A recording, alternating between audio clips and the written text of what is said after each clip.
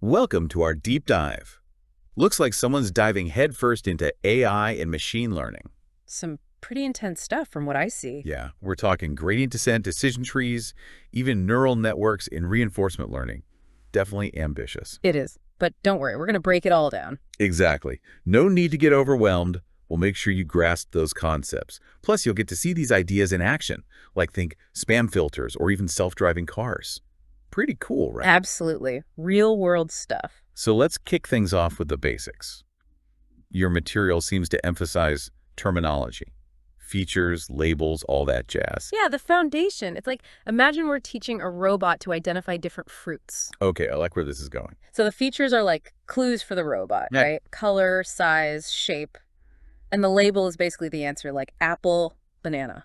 Ah, makes sense. So the training data would be a bunch of examples. Yeah. With the correct labels, of course. Yeah. But how do we know if the robot can actually identify new fruits it's never seen before? Good question. That's where testing data comes in. It's like a final exam for our robot.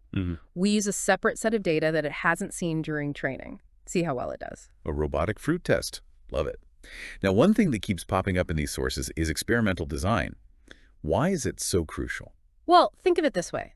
If our experiment isn't well designed, the results might not be reliable, right? True. Like our robot might just memorize specific fruits instead of really learning the patterns. Exactly. The key is splitting the data correctly. Training, validation, and testing sets. Why not just use all the data for training? Wouldn't that make the robot super smart?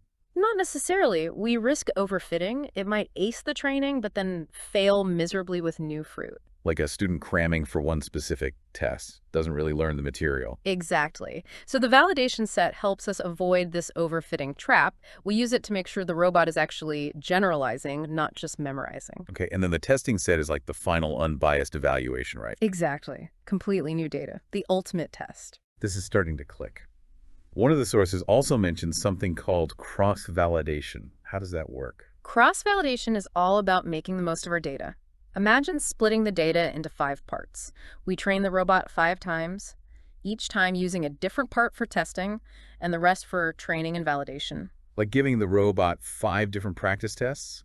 Different combos of fruit each time? Smart. Exactly. Makes our results more robust, closer to real-world performance. Okay, data sorted, experiment designed.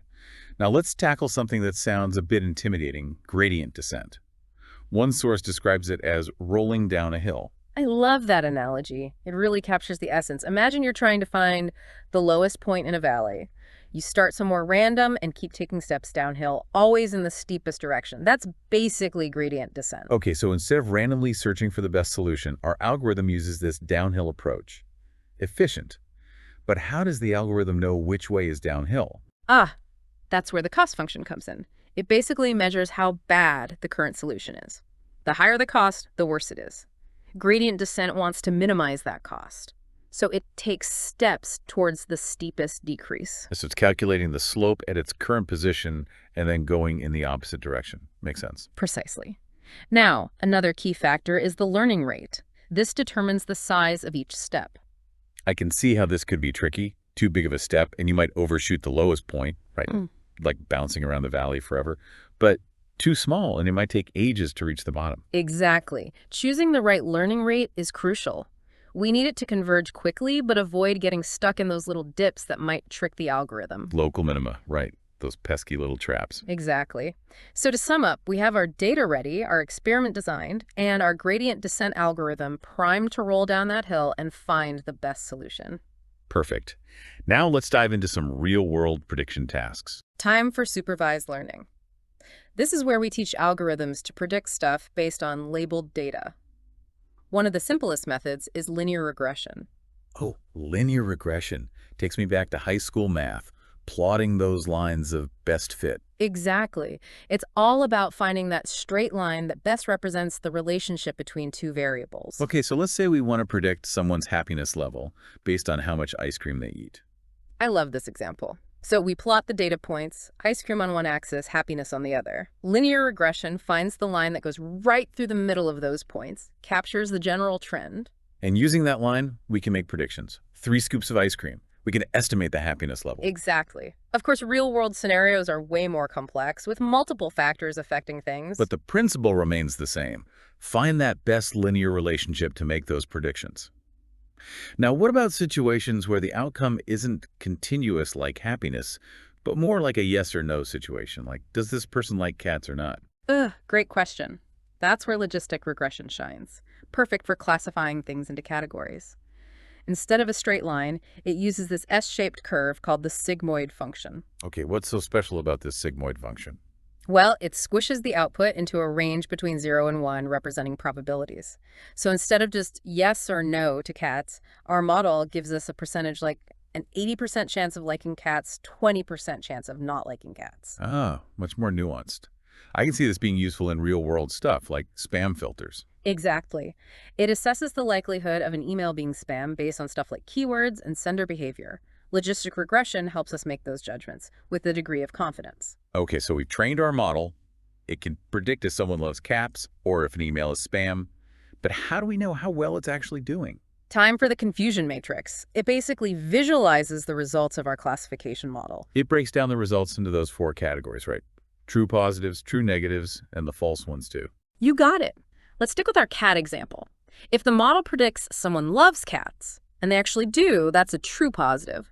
Correctly predicts someone dislikes cats, true negative. And when it gets it wrong. If it thinks someone is a cat lover when they're really not, false positive.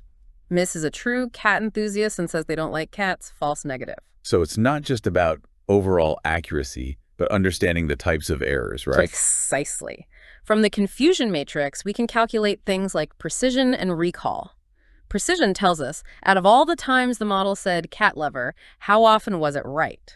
And recall's about capturing all the true cat lovers out there. Right. How many did the model correctly identify? Exactly. Gives us a much deeper understanding of the model's performance. Wow, we've covered a ton. Terminology, experimental design, gradient descent, and even touched on linear and logistic regression, plus that confusion matrix. Feeling like I'm starting to speak machine learning. You're a natural. And you know what? We've only just scratched the surface. There's more. Bring it on. You bet. Ready to delve into decision trees? Absolutely. Let's continue this deep dive. All right, so decision trees, they're really intuitive. Like, imagine playing 20 questions. Each question narrows down the possibilities until you get the answer. I get it. So, like our robot trying to figure out what fruit it's looking at. Is it round? Is it red? And so on. Exactly. Each question is a test on a feature, leading us down different branches of the tree until we hit a leaf node, and that's our prediction. Makes sense. But how does the algorithm pick which questions to ask and in what order? Seems like that would be crucial. Absolutely. That's where entropy comes in. It measures how disorganized the data is. Think of a fruit basket. A mix of everything has high entropy, right? But a basket with only apples, that's low entropy. So the algorithm aims for questions that lead to the lowest entropy, the most organized groups. Exactly. At each step, it picks the question that splits the data to maximize that entropy reduction. Keeps going until those leaf nodes are as pure as possible. Ideally, all data points in a node belong to the same class. So it's all about finding the most informative splits. Seems pretty straightforward. Are there any downsides to decision trees? Well, they can be prone to overfitting, especially if the tree gets too complex, like asking too many questions and 20 questions and ending up with a really specific answer that only works for a few cases. Too much specificity. So how do we prevent that? Several ways. We can limit the tree's depth or set a minimum number of data points per leaf, but one of the most powerful approaches is using ensemble methods. Combining multiple trees makes the model more robust. Ensemble methods, like teamwork for decision trees. Exactly. Strength in numbers. Two popular methods are boosting and bagging. Boosting focuses on learning from mistakes. Bagging relies on averaging predictions from multiple trees. Okay, I'm intrigued. Tell me more about boosting. Imagine starting with a simple tree. Maybe even just one question. It's going to make some errors, right? Boosting creates a second tree that focuses on getting those tricky cases right. So each new tree tries to fix the previous one's errors, boosting the overall performance. You got it. And this keeps going. Each new tree gives more weight to the misclassified data points. The final prediction. A weighted combo of all the tree's predictions. Pretty clever. And what about bagging? Bagging, or bootstrap aggregating, is all about diversity. Instead of using the same data for every tree, it creates random subsets. Each tree gets a slightly different view of the data. So it's like each tree gets a different training manual. Cool. Precisely. And when it's time to make a prediction, all the trees vote. The majority wins. Reduces the risk of bias from any single tree. Makes sense. Reduces overfitting, improves robustness. Now on to some other fascinating algorithms. One that caught my eye is support vector machines, or SVMs. They sound kind of intense. The name might sound intimidating, but the idea is actually pretty elegant. Imagine you're trying to separate apples and oranges on a table with a straight line. You want the widest gap possible between them. That's what an SVM does. Finds the line that maximizes the separation. Exactly. That line's called the hyperplane, and the goal is to maximize the margin, the distance between the hyperplane and the closest beta points. Those closest points are the support vectors. They basically define the decision boundary. Okay, visually that makes sense. But what about when the apples and oranges are all mixed up? You can't just draw a straight line then. Good point. That's where the kernel trick comes in. We transform the data into a higher dimensional space. It's like adding another dimension to our table so we can separate them with a plane instead of a line. Mind-blowing. So kernels make SVMs super flexible. Any other cool tricks? Actually, there's another technique called mixed models, especially useful when you have data with both fixed and random effects. Fixed and random sounds intriguing. What does that even mean? Okay, imagine studying student performance in different schools, the school each student attends. That's random. We're interested in general findings beyond those specific schools, but factors like study time, that's fixed, we're specifically interested in its impact. So mixed models allow us to account for both the differences between groups, like those schools, and individual variations within each group. Precisely. Adding both fixed and random effects to our SVM gives us more accurate and generalizable predictions. Really cool. Okay, let's switch gears a bit. K-nearest neighbors, or KNN, is all about who you hang out with, right? You could say that. KNN is a lazy learner. It doesn't build a complex model up front. It just remembers all the data points. Then when it sees a new one, it looks at its K nearest neighbors, the ones closest to it based on some distance metric. Okay, so our robot wants to know if this furry creature is a cat or a dog. It looks at its closest furry friends and sees what they are. Exactly. If most neighbors are cats, it's probably a cat too. KNN is surprisingly effective, especially when data isn't easily separable by those straight lines. Simple, but effective. Seems like picking the right K would be important, though. You're right. A small K might make the model sensitive to noise. A large K could oversmooth things. Finding the best K often involves experimentation and validation. Like cross-validation, right? Testing different values of K on unseen data. Exactly. Cross-validation is great for optimizing any algorithm's parameters, including K in KNN. Okay, we've seen how KNN uses the wisdom of the neighbors. What about clustering?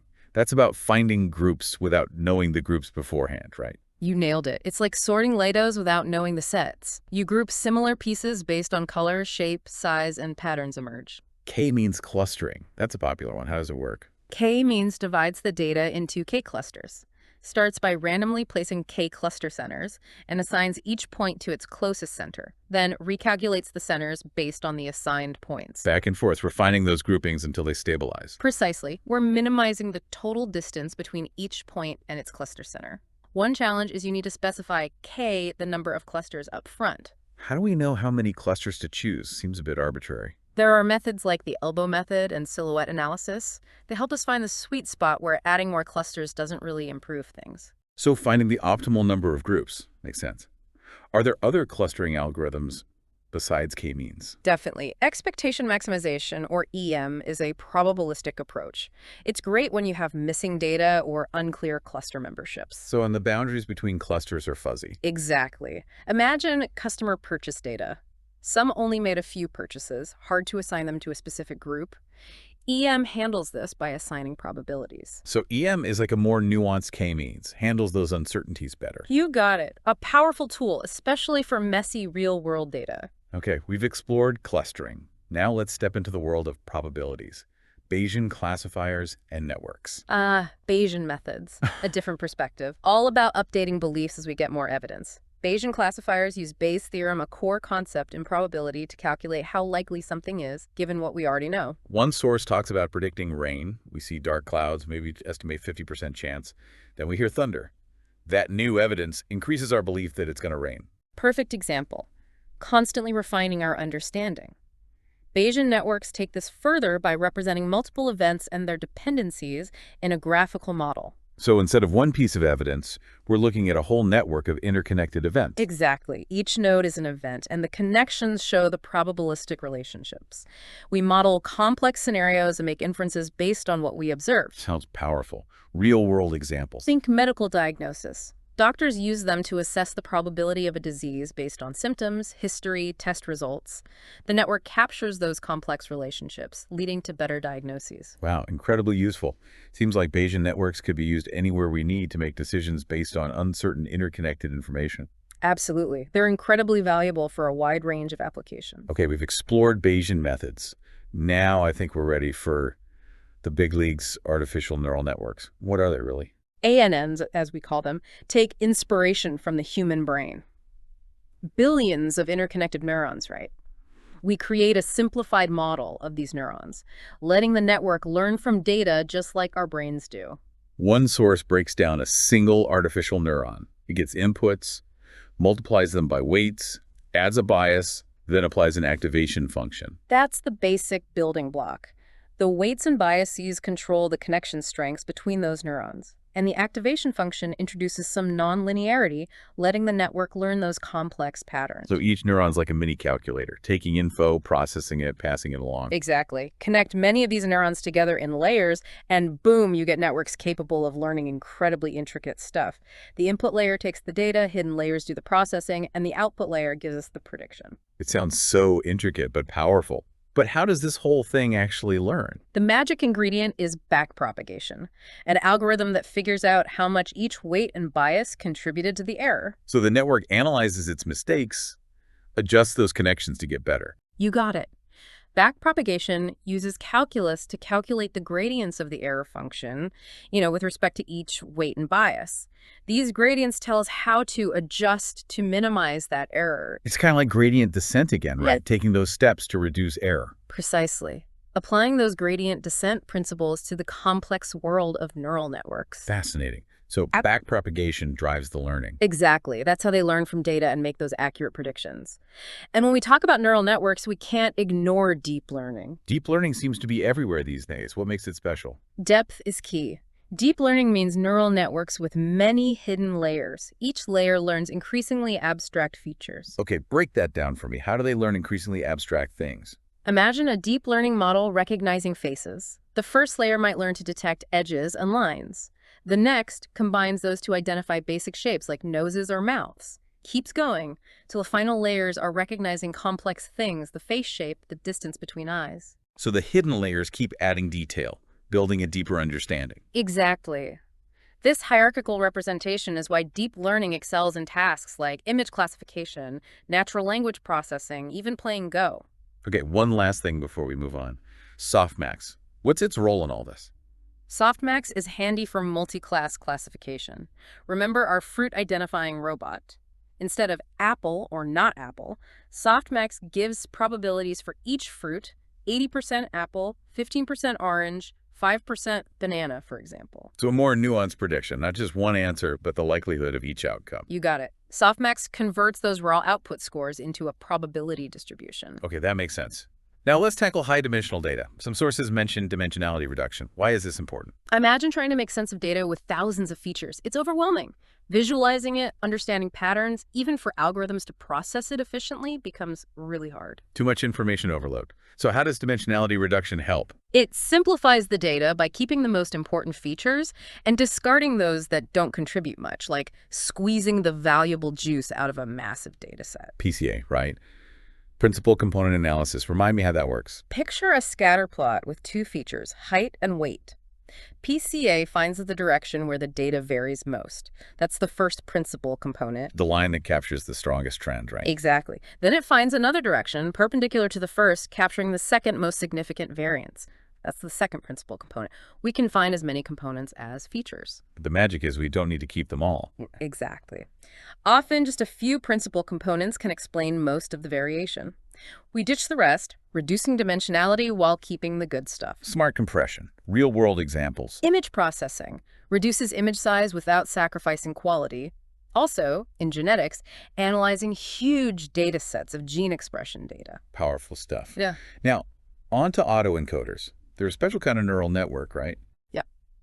They learn to compress data. Think of a photocopier learning to shrink an image and then blow it back up without losing too much detail. A self-learning compression algorithm. How does that work? An autoencoder has two parts: an encoder, which compresses the data, and a decoder, which reconstructs it. The encoder maps the input to a smaller representation, the bottleneck. The decoder takes this compressed version and tries to rebuild the original. Squeezing the data through a bottleneck and then stretching it back out? Exactly. We train the network to minimize the reconstruction error, forcing it to capture the essential features in that compressed representation. Clever. Applications. Lots. Denoising images, anomaly detection, even generating new data similar to the training data. Generative AI. Taking AI to a whole new level. Machines becoming creators. Generative AI is truly groundbreaking. These models can create brand new data samples, images, text, music, even code that closely resemble the data they learn from. Like teaching a machine to paint by showing it tons of paintings, and then it starts making its own. Perfect analogy. Two big names in generative models: GNs and transformers. GNs sound familiar. It's like a competition between two networks, right? Saw it on. You've got a generator creating new samples and a discriminator trying to tell the real from the fake. The generator tries to fool the discriminator, and the discriminator tries to catch it. A constant battle, pushing each other to get better. Exactly. This leads to more realistic and creative outputs from the generator. What about transformers? They're rocking the natural language processing world and also being used for image generation and other creative tasks.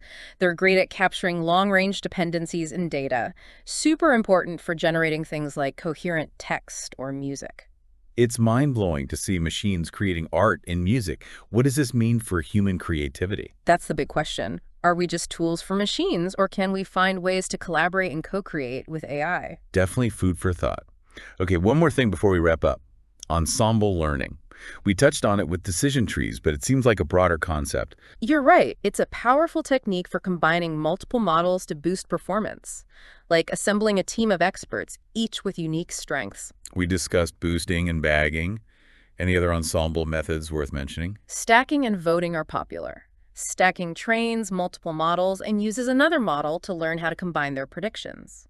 Voting is just what it sounds like, taking a majority vote among the model's predictions. Harnessing the wisdom of the crowd. Exactly.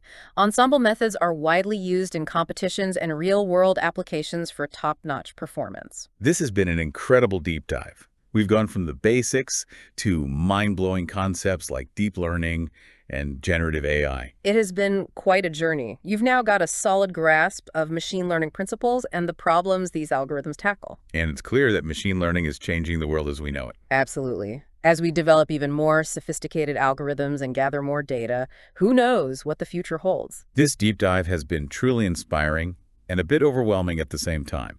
Thanks for taking us on this adventure. It's been my pleasure. Keep that curiosity alive, and maybe you'll be the one making those groundbreaking discoveries in machine learning. Okay, so we've gone from the brain to artificial neurons, backpropagation, deep learning, the whole shebang. But what happens when we have mountains of data? How do we even begin to process it all? That's a huge challenge, especially with high-dimensional data. Thousands of features. It's a nightmare to visualize, find patterns, even for algorithms to handle efficiently. Like drinking from a fire hose. Yeah. Too much information, too fast. You mentioned dimensionality reduction earlier. How does that help? It's all about simplifying. We identify the most important features and ditch the rest, like extracting the essential oils from a plant, you know? You get the potent stuff without all the bulk. PCA, principal component analysis. Can you remind me how that works? Imagine a scatter plot with two features, height and weight, for example. PCA finds the direction where the data varies the most. That's our first principal component. So it's like finding the line that captures the strongest trend. Exactly. Then PCA finds another direction, perpendicular to the first. That captures the second most significant variance. That's the second principal component. So on. You can find as many components as features. But we don't need all of them, right? That's the point. Right. Often, just a few components explain most of the variation. We keep those and toss the rest, simplifying the data without losing too much valuable information. Smart compression. What are some real-world uses for PCA? Image processing is a big one. Reduce image size without sacrificing quality. Also, in genetics, to analyze those massive gene expression data sets. Pretty amazing. Okay, what about autoencoders? They're kind of neural network, right? You got it. Autoencoders learn to compress data.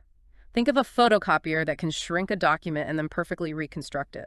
Like a self-learning compression algorithm. How does it learn to do that? An autoencoder has two parts, an encoder and a decoder. The encoder takes the input and compresses it into a smaller representation called the bottleneck. Then the decoder takes that compressed version and tries to rebuild the original input. So it's squeezing the data through a bottleneck and then stretching it back out. That's the idea. We train the network to minimize the difference between the original input and the reconstructed output, forcing it to capture the essence of the data in that compressed version. Clever.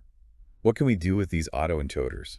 Denoising images, detecting anomalies, even creating new data similar to what it was trained on. Ah, generative AI. Machines as artists and creators. Generative AI is a game changer.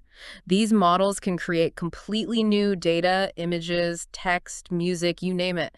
And it's incredibly realistic. Like if you showed a machine thousands of paintings and then it started creating its own masterpieces. Exactly. Jans and transformers are two big names in this field. Jans, those ones with the two competing networks, right? Exactly. A generator creating new samples and a discriminator trying to tell real from fake. They keep pushing each other to improve. A never-ending battle for creative supremacy. And what about transformers? Transformers have been huge for natural language processing. They're also being used to generate images and other creative stuff. Really good at understanding long-range dependencies, crucial for creating things like coherent text or music. It's amazing to think machines can now create art and music. Makes you wonder, what does that mean for human creativity? It's a profound question. Are we becoming obsolete, or will we find new ways to collaborate with AI? Definitely something to think about. Before we finish up, let's touch on ensemble learning again. We discussed it with decision trees, but it's a broader concept, right?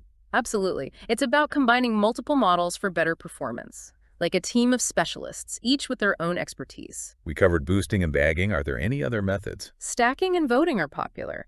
Stacking uses another model to learn how to combine the predictions from multiple models. Voting, well, that's just taking a majority vote. The wisdom of the crowd. Exactly. Ensemble methods are really common in machine learning, especially when you need the best possible performance. Wow. This has been an incredible deep dive into the world of machine learning. We've gone from the basics of data and algorithms to mind-bending concepts like deep learning, generative AI, the whole 9 yards. It's been quite a journey. You now have a solid foundation in the core concepts of machine learning and the diverse problems these algorithms can solve. It's clear that machine learning is transforming everything around us. And as we develop more advanced algorithms and collect more data, the future possibilities are truly limitless. Absolutely. It's a thrilling time to be involved in this field. Keep learning, keep exploring, and who knows, you might be the one making the next big breakthrough. Thanks for joining us on this incredible machine learning adventure. It's been a wild ride. Until next time, keep those brains buzzing and stay curious.